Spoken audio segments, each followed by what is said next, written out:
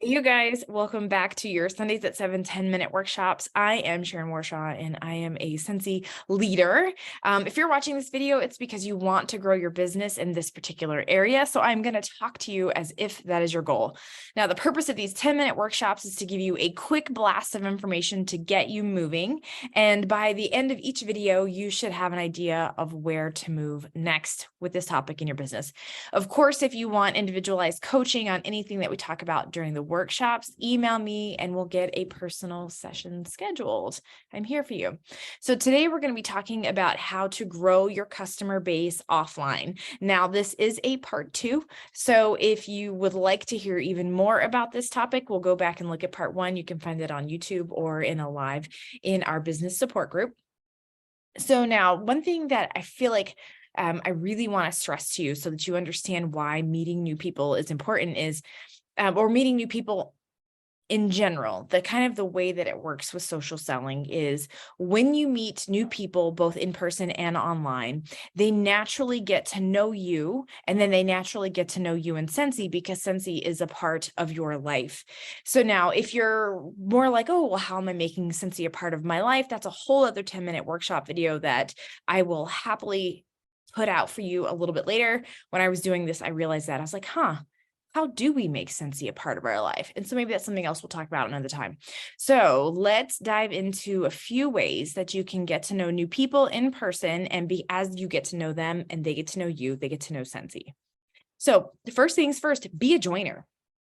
Go out and find organizations and clubs and classes that support the things that you love to do in your life outside of family, home, work, and Scentsy, right? So you're a dynamic person, and so are other people out there in the world. And there's a good chance that you have there's groups in your community that you can go out and join that will help you lead a more fulfilling and exciting life while also helping you get to know like-minded people.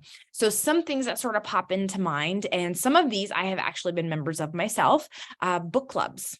Either being a part of one or creating one yourself, craft clubs, for example, like knitting clubs, quilting clubs, social clubs. Like in town, we have a couple of different country clubs, or there's like the VFW, or there's we have one in town called the Sunflower Club, and I'm not even really sure what the purpose of it is, but it exists, and it is a social club. So people go there and they do social things there. I've been there a few times myself. I'm just not a member. I was a guest. So any kind of like place where you can get together with like-minded people. I did mention classes. So like in town, I'm sure there are craft stores that offer a series of classes in a craft that you might be interested in. A bunch of ones that I have seen are making wreaths, decorating cupcakes, cooking classes, sewing classes, baking classes. I know that the big box stores tend to have DIY craft projects on the weekends. So maybe there's a birdhouse or a raised bed, a garden center that you'd like to learn how to make.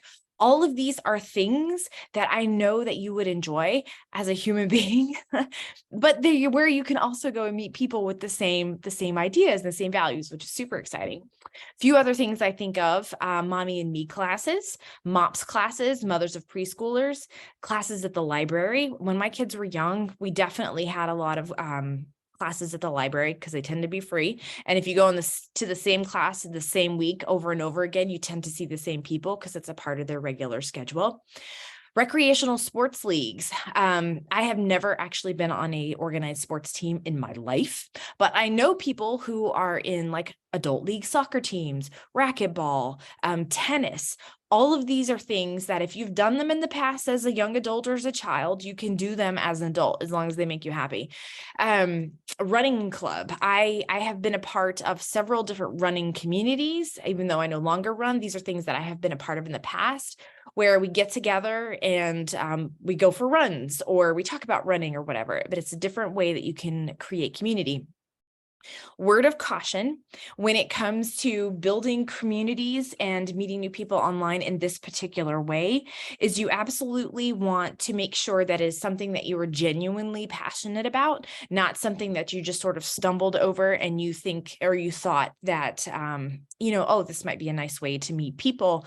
And the reason I kind of encourage you to find something that you're truly passionate about, not just something you're trying to use to kind of meet new people, is because once you get there, if you don't love it, you're going to end up leaving.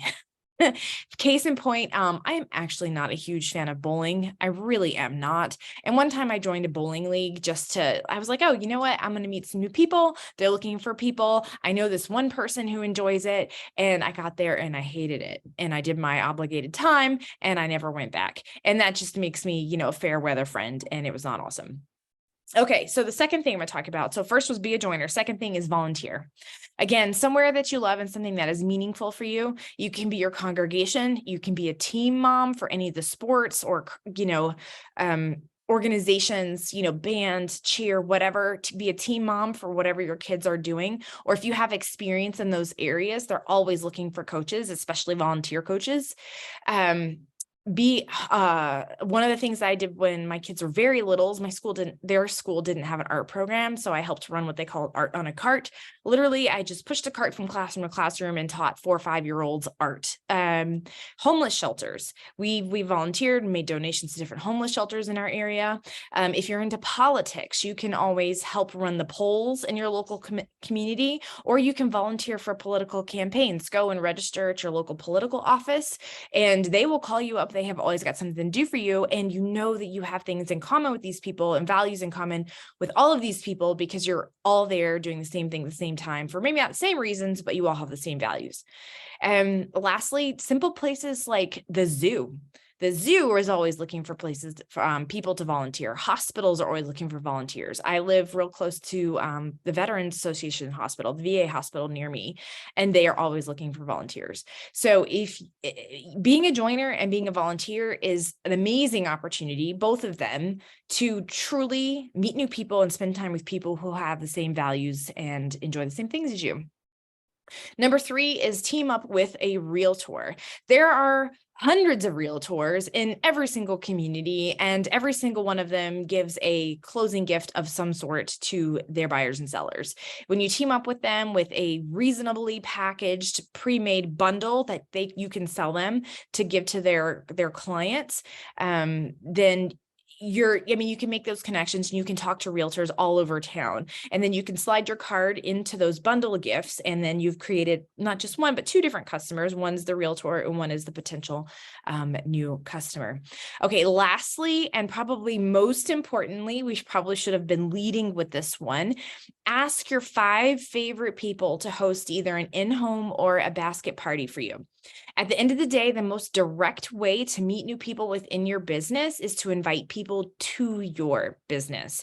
So if you are looking to figure out a way to meet new people, I have to tell you guys, hands down, my favorite way to meet new people for the purpose of growing my business is when I am represented to those people as if I am the consultant. Like, they introduced me not as Sharon the team mom, not as Sharon the volunteer, but Sharon the Scentsy consultant. And the way that you do that is through parties. So there are plenty of different ways that you can look for different asks and different ways to host parties. You can find them both on our team business support page, and you can find them on the training center, and you can find them on YouTube. I highly encourage you to use this incredibly direct way to meet new people to help grow your business. All right, so I'm wrapping up my 10 minutes here. Action plan idea: pick just one of the above ideas and implement it consistently for at least 90 days. And then, of course, keep me posted on all of the changes that this causes for you in your business. All right, you guys, have an amazing rest of your week, and we'll talk to you again soon. All right, bye.